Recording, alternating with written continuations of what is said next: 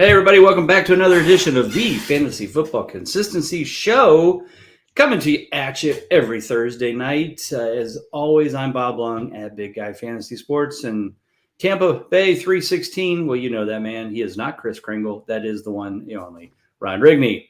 Ron, I love it. Tampa Bay 316.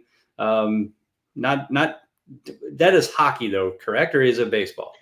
This is actually I got this when I went to see WWE Friday Night SmackDown in Tampa Bay. So this is your version of the Tampa Bay Stone Cold shirt. So Okay. got the little I didn't even think about that. Oh yeah, there you yes go. sir, Yeah. yes sir, representing Anything Stone Cold. football, baseball, or hockey. So Yeah. I think it's in the lightning colors on purpose. So yeah, they went with that. But yeah, happy Halloween to everybody. By the way, hope you're out there. I hope you get some consistency treats this Halloween. So we'll see what we can do. Yeah. Well, last week we had National Tight End Week or one day or whatever it was, which is some of the stats that they showed was just ridiculous. I mean, I didn't know how it was created, and I learned that George Kittle came up with the idea, and I don't know, crazy stuff. But I don't think there's any national running back weeks or quarterback weeks. For us, it's just got to go with the consistency week after week, and that's why we are here to help you out. So for those of you out there, maybe you're new to the show, thanks for watching, and we're here to help you understand the importance of consistency. We're going to talk about some of the most consistent players at each position, and then Ron and I are going to highlight some guys who have been on a roll on a positive consistency note here over the last 3 to 4 weeks. And we're going to try to focus on players that may not be in the starting lineup, so may not be on waiver wires. Depends on how big your league is, how deep your bench is. If you're in Kings Classic, where you have 14 teams and 3 flex, there isn't much to pick from. We know that. We figure that out every week. But Ron, I know we're all doing pretty well. We're not going to jinx anything of how we're doing our Kings Classics, but so far so good. And our goal this year is for the Holy Trinity to all have belts. So me, you, and Colby. After last year, we did 2 out of 3, and I missed in the finals. Hopefully, we'll all have 3 get back and all walk away with belts this year. Of course, then you guys will have 2 belts, and I'll have 1, so I'll always be back. Or something else happens. But anyway, let's start by taking a look at the quarterback position. To no one's surprise, Lamar Jackson first in total points, 100% consistency, one of the few 100%ers out of all positions, but definitely the only one at 100% for the year. Definitely, and again, last year he won the MVP at 63% consistency. I don't know how he doesn't win it if he's going to be 100% all year, but they're definitely a whole different team. Derrick Henry is certainly making the difference. Teams can't focus on Lamar Jackson, both running and throwing. It's just been a great scenario for all those involved. Second place, even after losing Mike Evans and Chris Godwin, Baker Mayfield earns another clutch game. He's one miss away. So 88% consistency there, and only 16 points behind Lamar Jackson. Everybody talks about getting the running quarterbacks. That's the thing to do. You got to have that or you don't win. Baker Mayfield's proving them wrong. Am I right? Well, and Baker Mayfield was a backup. I know I drafted him as a backup to Jordan Love, and Jordan Love's been hurt. So I've had a nice little insurance policy with that. But there's also been weeks where I've started him ahead of a healthy Jordan Love, and so far so good. It's worked out just about every week that I've done it. I think there was that one little hiccup where he didn't get that clutch game, but beyond that, and again, without all those receivers that they lost a couple of weeks ago, he came right back last week and did it again.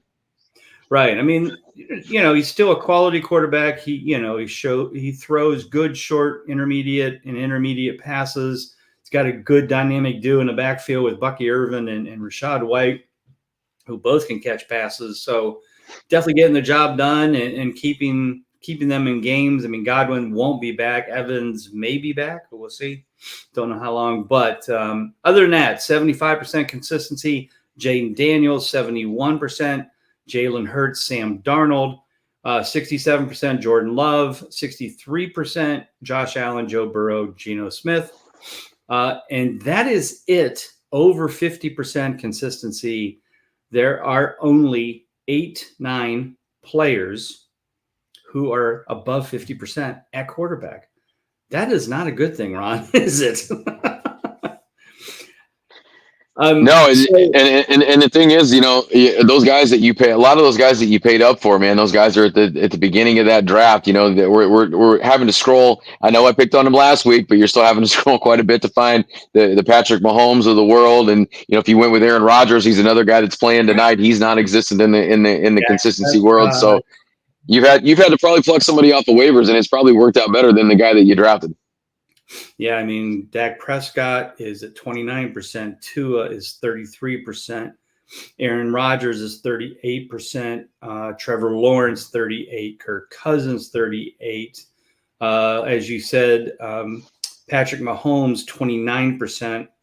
I mean, it's just been ugly for these top guys. I mean, other than Jalen Hurts and Josh Allen, and even their numbers, 71 and 63%, is not a second round value at all. Mm-hmm. And so, definitely if you waited and got somebody, like a Baker Mayfield, Jordan Love, a Joe Burrow, I got in quite a few leagues. Brock Purdy, I have in a number of leagues. Mm-hmm.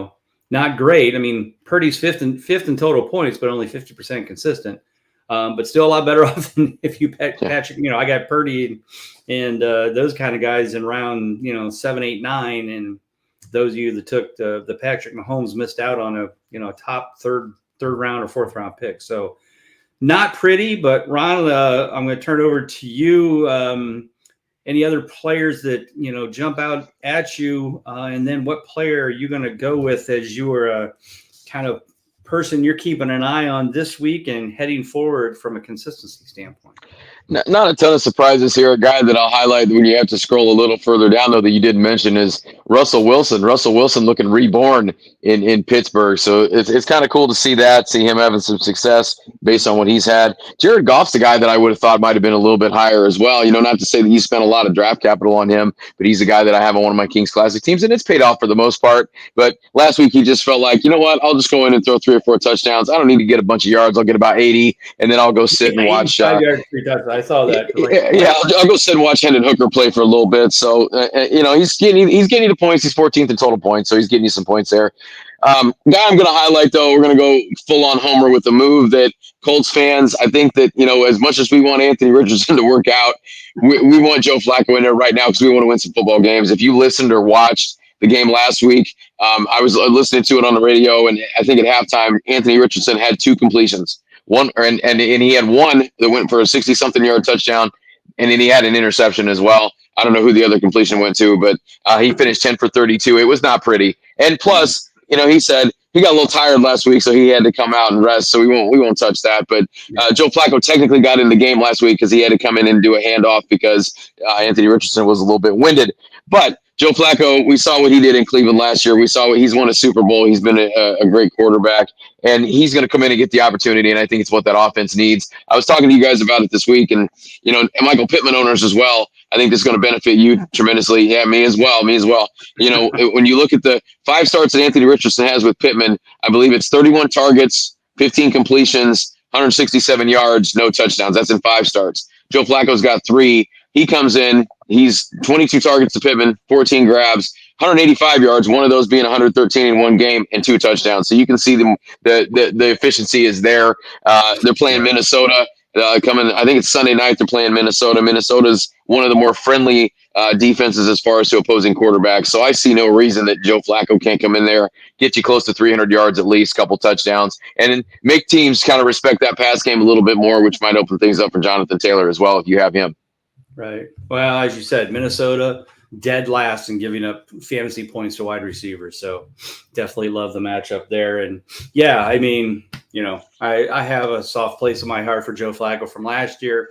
Really was disappointed when they let him walk.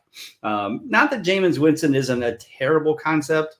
At least he's younger, so we might be able to keep him for a while. We'll hopefully have to keep him for a while because Deshaun Watson won't come back, but we'll see how that all plays out. The guy I'm going to highlight, I feel like this guy was a fringe top 12 quarterback from a draft perspective.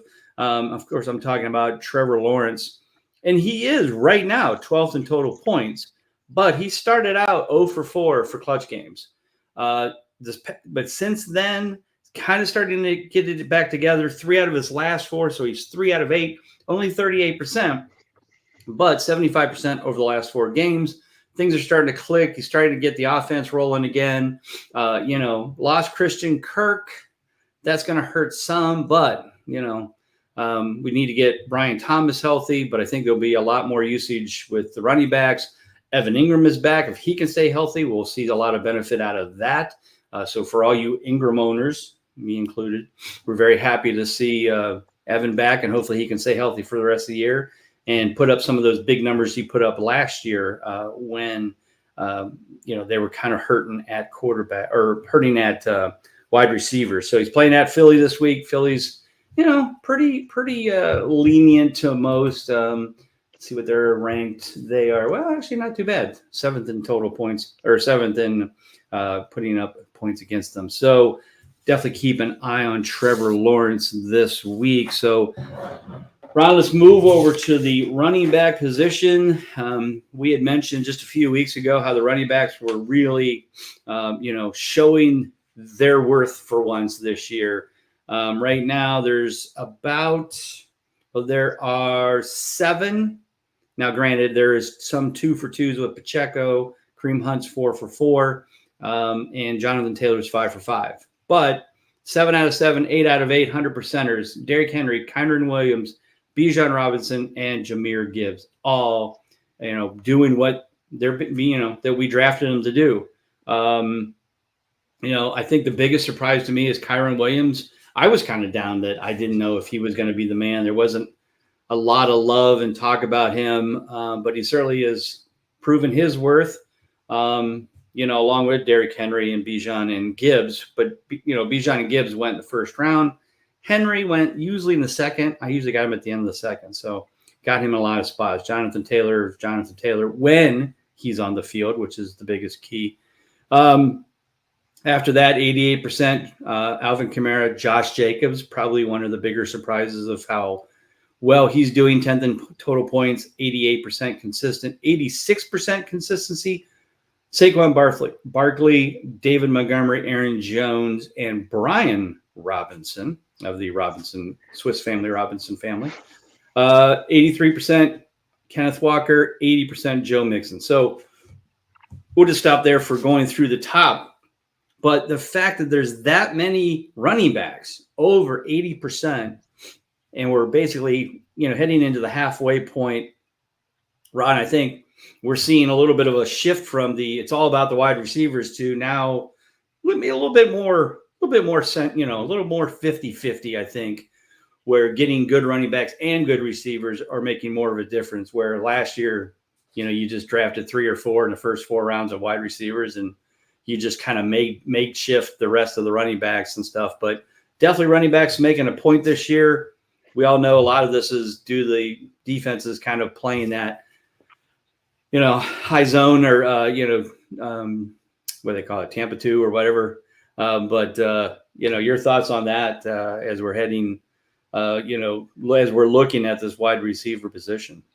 It's a nice little mix of everything too. When you look at these, these first couple of spots here, even when you go down, all the guys that are 80% or above, you got the guys that you picked in the first couple of rounds. You got a nice mix of guys kind of in those middle rounds, and then you got guys like Kareem Hunt that you just plucked off a waivers because he wasn't even on a roster when it became when it was draft season. So they added him, and if the injury hadn't happened there in Kansas City, he wouldn't even have been on a roster, maybe at all. Now at some point he probably would have gotten a call, but we talk about those Lions running backs. They're either scoring touchdowns, they're getting you yardage, or they're doing both like they did last week when they put up 52 points. So, again, kind of a nice little mix of everything. I feel like I did okay with my running backs. Went a little heavier on wide receiver in the beginning. Got some of those mid-round guys. I got a lot of James Cook.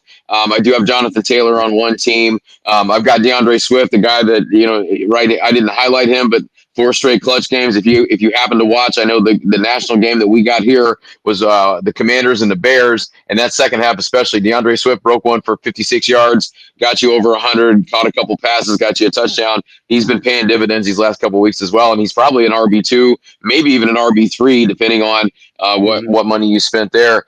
So anyway, at the top there, I mean, again, just a nice little mix of guys that you got all over the place, and that's gonna, that pays off, especially when you get those late round guys to get you that consistency.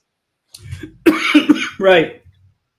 Why don't you talk about a guy that that you are picking that has kind of come on here probably quietly? I mean, there wasn't a lot of love for him heading into the drafts. In fact, his his other running back was probably touted more, probably had a higher ADP than Najee Harris.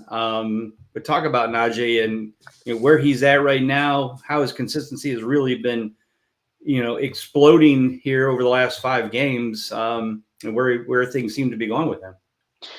A guy that I wish I had more of. It just felt like he didn't fall to me in drafts. I had him on my winning Kings Classic team last year. Got nice value with him there. A guy that, again, you just kind of forget about. It to me fits that Pittsburgh mold just really well with what they want to do. Guy that's got 3 straight 1,000-yard seasons. Last year had 74 catches as well. So you don't think of him as being a big receiving back. Now, I don't know if he's on pace for that this year. Seems like the receptions are down a little bit, but he's still getting the touches out of the backfield. 3 straight 100-yard games. Has at least 13 carries in every game. Has touchdowns 2 of the last 3 games. And he's sitting there. I lost him here on the consistency chart here. He's sitting there at 63%. So he hasn't been, overly consistent, but these last few weeks he's really turned it on. And Jaylen Warren's been out. I think it's still, if you watch any of the Steelers, Najee Harris seems to have a little bit more burst than he's had. I don't know if he's, different offseason regimen. Another thing you like about Najee Harris as well, 3 straight seasons where he has not missed a game, 17 out of 17 in that category as well. And you love that. Again, I love my guy Jonathan Taylor, but like you said, when he's in, he's great. But, you're probably only going to get him 13, 14 games in a season if you're lucky. So Najee Harris gives you 17 games. He's going to get the ball probably 15, 18 times a game, give you 3 or 4 catches, score you a touchdown here and there. But for what you paid for Najee Harris, I think that consistency only gets better from here on out. No, I hear you. And like I said, I wish I drafted more of him too. I mean, I loved him last year, but I just kept, I'm sure you heard the buzz as everybody did. Oh, well, it's Jaylen Warren's time. And, Najee, they didn't pick up Najee's 5th year. For next year. So there was a lot of talk that this is it. Well, he's proven it. Now, whether or not they keep him or not, but Jaylen Warren seems to be banged up all the time. Doesn't seem to be, playing at a top spot or, at a top level. So, yeah, gotta love Najee. Just goes out there and, kind of like a David Montgomery. Just gets the job done, does it quietly, no trash talking, no just, hands it off to the ref and goes back and does it again. Guy I'm going to pick, again, kind of like Najee, got no love at all this offseason. And in fact, a lot like Najee, everybody was talking more about Tajay Spears for the Tennessee Titans than Tony Pollard. Tony Pollard got the contract, obviously went from Dallas to there. And a lot of people thought it was going to be a 50-50 split. Well, that hasn't even been close. And so the last 3 out of his last 4 weeks, he's put up a clutch game. He's now at 71% consistency, tied with James Cook, and ahead of people like Breece Hall and Travis Etienne and Devin Achin and Rashad White. And I could go on and on. Just again, kind of just doing the job, getting the consistency. So, and he's getting the carries. I mean, last 4 games that he's played in, they had a bye week in 5. 22 carries, 17, 16, 20. So he's getting the carries while Tajay Spears, 6, 7, 2, he's a third down back. Now Tajay's missed the last couple games. So they've had, believe it or not, a gentleman named Julius Chestnut was the backup for those of you keeping track at home. So if you want to go out and grab a chestnut over an open fire, there you go. You can get him for the Christmas holidays. Maybe he'll do really well on Christmas Eve. I don't know. Anyway, so Tony Pollard, keep an eye on him. He could be quietly sitting on not somebody's bench, but might be one of those, make a trade, grab him as a throw in, try to get some depth, whatever you need to do to win some football games. So, Ron, any other thoughts on the running back position? Just something to add real quick with Tony Pollard. We do the prop bets on here every week, and a prop that has hit for me, I think, twice. I've played it twice. It's hit both times. Is Tony Pollard over 15 rushing attempts? So if you want a little bonus prop it like it's out there, look at that Tony Pollard for over 15 carries, because it's very, very likely he's going to get that most weeks. Yeah, I mean, the only week he's been below 15 was week 3 when he had 6. And so every other week, so 7 out of the 8. Or I guess he's only played 7 weeks as the bye. So 6 out of the 7, that's a winner. So check that out this week. See if he's at 15 again. If it is, grab it. Tennessee this week is going against New England, but at home. So you have to check that out. I'm sure we'll get the ball out. All right, go to the wide receiver position. Sitting at the top, 100%.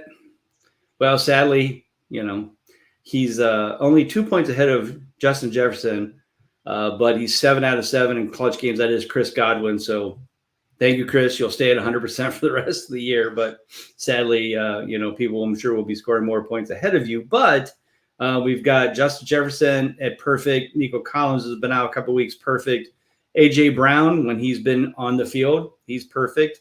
Jamar Chase, 7 out of 8, 88%. CeeDee Lamb, 6 of 7, 86%. Malik Neighbors and Devontae Smith at 83%. T. Higgins at 80%. Drake London, 75%. Garrett Wilson, Stephon Diggs, Brian Thomas, Terry McLaurin, Rashid Rice. So a couple of those guys are out for the year, but those are all at 75%. Now, as we know, wide receivers, more consistency top to bottom, because they're trying to get into the top 36. So there's always going to be a lot more consistency of any position here. But I still feel like it's down this year, that we're just not seeing the big numbers. I mean, we only have 4, 8, 9 over 80%, maybe 16 over 70%, maybe a little more than that, maybe 20. But to me, 70% is like wide receiver 2. So there should be like 24 there and 36 at like over 60%. And I know damn well there ain't 36 wide receivers over 60% consistency. And that's what we would expect to see. And we're not seeing that this year. Ron, we talked about how the fact, like you said, teams are, the defenses are trying to keep everything in front of them, which is benefiting running backs. Wide receivers aren't getting the deep balls, at least not as much as they used to. But, overall, what are your thoughts on, the wide receivers at this point? And then who do you have that, you're looking at like, hey, here's some decent players that are been kind of hot lately, but maybe on a waiver wire, maybe just, not being caught, nobody's catching the fact that they're getting these clutch games, because maybe they're only getting 10 to 12 points a week, but that's enough to earn that clutch game. Well, at the top, it's kind of a case of, we'll quote the great Denny Green. They are who we thought they were. Those guys we spent those high picks on. They're right there at 100%. And again, it's not as many guys sprinkled in from all around the draft as it is at the running back spot. But you got a rookie in Malik Neighbors there who looks like just another stud receiver from LSU. Talked about Brian Thomas a little bit too, a guy that may not play this week, but another guy out of the wide receiver factory down there at Louisiana State that is getting you clutch games. I believe I saw in certain scoring settings, he's the top 10 receiver, which I never would have thought, especially being there in Jacksonville. But again, another thing to watch with these receivers too is if you're looking at the stuff that might happen coming up to the trade deadline, which is next week. The majority of the talk is about wide receivers. A lot of teams that need one. San Francisco can use one. Tampa can use one. Okay, Baltimore just went out and got one and made themselves better. We saw Amari Cooper get moved. We saw Devontae Adams. Mike Williams is probably going to get moved from the Jets on a 1-year, $10 million deal. I think he's the most likely, just because his contract is the most friendly for a team. They're not locked into anything. A lot of talk about him going back to the Chargers. A lot of talk about him maybe going to Texas. Guy that I'm going to highlight, though, I'll go ahead and highlight my guy here. 3 straight clutch games, only 38% consistent, but has come on and been clutch the last 3 weeks, and that's Darius Slayton. And I don't know if you guys play in leagues where it seems like there's a guy out there that people will just pluck off of waivers and use for a week and then discard him, throw him back out, and everybody's kind of had him on the team. Darius Slayton was kind of like that for me in a league last year. Picked him up 3 or 4 different times with injuries. He's not going to be on your waiver wire much longer if he's there now. Again, seems to be one of Daniel Jones' favorite targets. He's had double-digit targets in 2 of the last 4 games, 7 targets last week, 4 grabs, $1.08. He's only got 1 touchdown on the season. So if you count on touchdowns, he's not your guy. But you're not going to find a lot of guys on waivers that are going to be touchdown machines anyway. But as long as those targets are staying there and that offense can get something going, I think Malik Neighbors being in the lineup helps him out quite a bit. But again, guy that might be sitting on somebody's bench if you need some help. If you lost Stephon Diggs, if you lost any of those guys, Nico Collins still out another week, maybe see go kick the tires on Darius Slayton because he might be moved to a better situation and might pay off. And if he gets sent to the Texans, I know that's a lot of mouths to feed there, but if he gets sent somewhere like Tampa, he gets sent somewhere maybe San Francisco, I don't know. Might lead to more targets for Mr. Slayton, but a guy that you could do a lot worse on waivers. But probably in your more shallow leagues, he's probably a guy that's there, or again, wasting away on somebody's bench. Right, somebody who was wasting away on somebody's bench, but it was an actual real NFL bench, was a gentleman named Cedric Tillman for my Cleveland Browns here in town. Drafted him. It was interesting because I remember, and I know Jeff Vans was definitely the one that was the loudest about this. He was raving about what a great pick Cedric Tillman was for the Browns, because I think they got him in the 3rd round, 4th round. There's just a lot of talent there that Jeff talked about. And, I'm not a college guy, so I don't, I kind of wait and listen to, the smart people. And he was talking about, and I'm like, okay, but he didn't do anything for the first 6 weeks. I think he had 3 catches for a total of 10 yards combined. And I'm like, okay. And then they get rid of Amari Cooper. And I was like, okay, so now it'll be the pecking order will be Jerry Jeudy, Elijah Moore, and then this Cedric Tillman will be the 3rd receiver. Well, guess what, folks? Cedric Tillman's now the new number 1. And he had a huge week in his first full week against Cincinnati, 8 catches, 81 yards. Elijah Moore was 6 for 41. The funny part was Jerry Jeudy was 1 for 18. And I'm like, okay, they weren't ready for him. They didn't know him. Now teams will know, and they're playing Baltimore. So I'm like, okay, this will be a whole lot different. Well, guess what? It wasn't. Mr. Tillman went out and caught 7 catches, 99 yards, 2 touchdowns, and they ended up beating the Ravens. Once again, Elijah Moore, 8 of 85, and Jerry Jeudy was the 3rd highest receiver. So definitely a quick changing of the guard. It's not every day you see a young kid come in on a team that, he's done nothing with, and then just walk in and all of a sudden is a stud, fantasy and real life. So definitely love this kid, Cedric Tillman. Let's hope that this continues for the Browns and, they'll continue to play at a much higher level offensively. But I would be shocked if he was on a waiver wire. But again, shallow league, 10 teams might be. But I don't know. The numbers like that, it's hard to miss him. A Darius Slayton, you can miss. But definitely love this kid and looking forward to watching him more for the Browns. So, all right, let's move forward into our favorite position. Of course, the tight ends. We've got George Kittle at 86%, Brock Bowers 75%, Trey McBride 71%. We've got Kyle Pitts 63%, Cade Otton at 63%. That's it over 50. That's it. 5 tight ends, and 1, 2 of them. I shouldn't say. Now, Browers have probably drafted a heck of a lot higher than Cade Otton, but Kittle, McBride, Pitts were certainly up there, even though I got Pitts in a lot of leagues. I remember, Ron, you and I talking about how I was so surprised how Pitts was, 6th, 7th round, and, has done pretty good so far. Of course, he started off a little slow. He's 1 for 4. Now he's put up 4 straight. So, the numbers are coming. They're certainly getting the looks in those games. But Ron, the rest of the tight end positions, we've already talked ad nauseam over how bad Travis Kelce, Sam Laporta, Njoku, Cole Kmet, all of these players have just not, are at 50% or below. And some of them were drafted pretty high, like Laporta and Kelce. Kittle we love if he can stay on the field. So your thoughts on the tight end position and who you looking at that, you're kind of excited about their future coming up from a consistency standpoint? Yeah, so George Kittle's a guy I got in a couple places. Have him in my biggest dynasty. Got him in Scott Fishbowl this year. That's paid off because he has been on the field quite a bit. He's only, I think he might have missed one game. He is on a bye this week, so if you do have George Kittle, you got to find a plan B there, which I'm going to have to do in a couple places. But again, Trey McBride's a guy that we thought was making that jump. We saw it last year. He's there towards the top. But you know what? These guys are so good. They gave him their own day last week too. I mean, these guys deserve this, don't they? Like of all positions, let's celebrate this consistency of these tight ends, right? And they all showed out. They probably got more clutch games last week than they've ever gotten too. So hold on, let me count. Yeah. 1, 2, 3, 4, 5, 6, 7, 8, 9, 10, 11, 12, 13, 14, 15, 16, 17, 18, 19 tight ends are in the clutch game. And the average should be 12. There you go.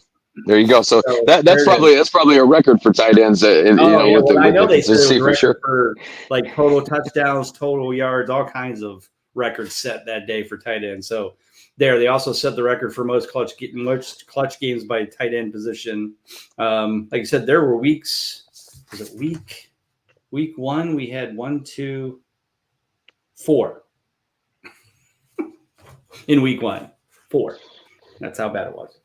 So maybe that's the thing. Maybe we just need to be nicer to them. Maybe that's what it is. We just need to be nicer to tight ends. I don't know. Maybe every weekend should be National Tight End. Yeah. Well, maybe we'll make it here. We'll say it's national. It's monthly tight end. We'll make something up. We'll figure something out. But the guy that I'm gonna. Yeah, there you go. The guy that I'm going to highlight is he's not a surprise, but if it's somebody that he's been buried on your bench, he's not going to be available probably in any league, and that's T.J. Hawkinson. I have him in a dynasty. I also have Pat Fryermuth, so I got a decent insurance policy there. But Hawkinson looks like he's healthy. He's practiced. He logged a full practice yesterday. I didn't see about today, but looks like he's ready to play. Now, might be a little rusty coming up Sunday night, but again, playing that Colts defense is always good for what ails you. They're at the bottom 10. I think they're 7th worst as far as giving points away to the tight end, which is good for Mr. Hawkinson. So you could see this being a high-scoring game as well. But we've seen T.J. Hawkinson again. He's another guy that's dealt with a few injury issues, but one of the better guys to do it when he's healthy. He has two seasons of 60 grabs there. He's got an 86 catch season a couple seasons ago. At two out of the last 4 seasons, 6+ touchdowns. Only had a couple last year. Obviously got the injury last year, so that definitely put a damper on that. But again, you're getting ready. I know we're not quite ready for that fantasy playoff push yet, but you're getting him right back just in time. Maybe give him a game or two to get his legs back underneath him. But with what Sam Darnold's been doing, what Justin Jefferson's been doing on the outside, the complimentary piece in Jordan Addison, they can definitely use T.J. Hawkinson, and he's definitely going to be a part of that offense from here on out. Yeah, no, this is a big help for all of them. Like you said, down the stretch for sure. They're definitely making the push to try to win the NFC North. They've got the Lions to deal with. They got Green Bay to deal with. So it's not a pushover league. It's not a pushover division like it used to be, back in the day for some of these teams. So definitely love that. The guy I'm going to highlight, only because I've kind of picked him up in a few leagues because he wasn't drafted by most, which will seem weird when I say the name, but it was Hunter Henry. He really wasn't listed in the top 12, and I get it. He probably didn't deserve to be in the top 12. But right now he's 9th in total points. He's put up 3 straight clutch games, so he's only at 50%. But remember, 50% is tied for 7th. Now, granted, there's a lot tied for 7th, but he's tied for 7th. But the last 3 games, 3 for 41 with a touchdown. But the last 2 games, 8 for 92, 5 for 45. So, he had the huge game against Jacksonville with the 8 for 92. But remember, you only need 7.5 to 8 points to earn a clutch game at tight end. So a touchdown is a guarantee if you get one. But even the 5 for 45, that's 9.5 points. That gets the job done. And again, compared to the rest of these tight ends, he might be out there. If you got a couple guys on bye this week, I know there's only 2 bye weeks or 2 teams on bye, and it is Pittsburgh and San Francisco. But you George Kittle owners or Pat Freiermuth owners, maybe not a bad idea. Pick up a Hunter Henry to get you through this week. New England is playing at Tennessee, so definitely check that out for sure. So, Ron, any last comments, last requests as we head out? I think we've got some good trends going. I mean, we're certainly identifying some good players that people can pick up out there. Like you said, it's week 9. We're heading into week 9. That's a halfway point for the whole season. It's almost 2/3, maybe 2/3, almost 2/3 for the regular season for fantasy purposes. So, most will end week 14. Now you've got some leagues that have extended playoffs, got fish bowls and all that kind of stuff. Crazy. But regular 12-team type stuff, week 14. So, yeah, you've got maybe, 5 or 6 weeks, depending on how many buys you got with some players. Of course, the killer bye weeks are coming in week, what did I say it was? Week 12 and is it 11, 13? No, it's 12 and 14. Yeah, so week 12, week 14, killer bye weeks, 6 teams each. So, again, start looking forward. Look ahead. Are you ready for that week? Is your bye weeks covered? Are you covered with good players playing against good matchups? Or at least solid players playing against good matchups? You may not get a lot of great choices. Look at those. Plan for those. Especially if you're 4-4, 5-3, 3-5. This is a make or break the next 4 or 5 games. So definitely keep an eye on that. So, Ron, tell everybody where they can find you. Yeah, continue to stock up for those bye weeks. Also, know when your trade deadline is in your league too. That's coming up soon. It's probably coming up next week as well, or if the week or soon thereafter. So make sure you know that and get those deals done if you can get them done, preferably before this week. Football card of the week. What I did with this one, no rhyme or reason. I reached in the box and grabbed the most random, just the first thing I felt. I don't know if you remember this guy, played for the Buccaneers, Mr. Barrett Ruud. Who? Barrett Ruud, middle linebacker. He's a defensive guy. You wouldn't know. He's defense. Yeah. I'm like, right? Yeah. So we'll show this side. Nice little signed card to him. But this dude, if you don't know Barrett Ruud, look him up. Was a stud at Nebraska, middle linebacker. Dude was a menace for about 4 years for the Bucs. Dealt with some injuries. Tried a couple of comebacks. But that guy from about 2007 to about 2010, 100+ tackles every year, was a Pro Bowler, and just was all over the field for Tampa Bay. So again, first thing I grabbed, thought it was kind of cool. Couldn't get more random than that. So there you go. Yeah. Again, get those bye weeks covered. Find out that trade deadline. Go over to BigGuyFantasySports.com. We're going to help you with all that stuff. I wrote you an article last week about some trade candidates. Take a look at that. That's coming up. I got you some consistency waiver wire stuff this week going on. Check out all the great stuff over there and check out the consistency. Check out the podcast we got coming out this week, the prop bets, all this stuff. BigGuyFantasySports.com. Get there. Love it. Of course, you can find me on the X machine or Twitter machine. I called it X. At Bob_Lung, fantasy football consistency show, of course, here this weekend. The Prop It Like It's Hot. Colby and I will be cranking out the article and the podcast. And as Ron said, they're cranking out. They're consistently cashing. James Knight's Under the Radar just got posted tonight. Check that one out. A lot of great stuff he's got every week. Like Ron said, I love his waiver wires, the who's hot, who's not. So many great articles. Check everything out, Big Guy Fantasy Sports. And once again, for Ron Rigney, I'm Bob Lung. Everybody take care. God bless. Have a great week 9. Happy Halloween.